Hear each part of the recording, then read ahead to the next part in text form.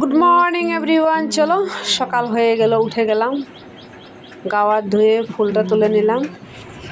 এই দেখো হলুদ আনলাম, একটা মধু আনলাম, ঠাকুরের খাওয়ান, এটা হচ্ছে 500 তেল, আরেকজনের লাগিয়া 20 টাকার পান, মটর, আলু, পেঁয়াজ, এর মধ্যে জিরা, এর মধ্যে পাঁচফোড়ন, আর এটা হচ্ছে তেল।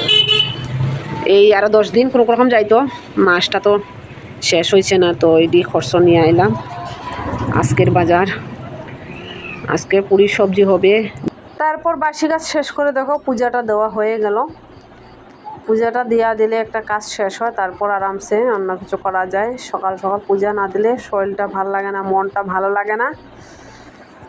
তো কার কীরকম লাগে একটু জানাবে বন্ধুরা, পাশে থেকো, লাইক কমেন্ট শেয়ার করো, বেশি বেশি করে শেয়ার করো, ভিডিওটা একটু ভাইরাল করে দাও।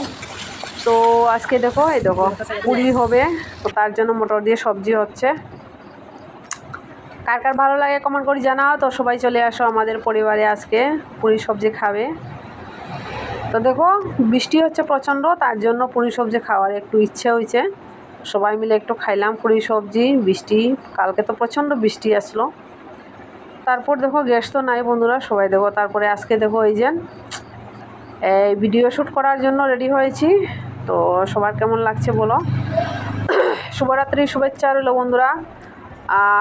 এখানেই সমাপ্ত করব।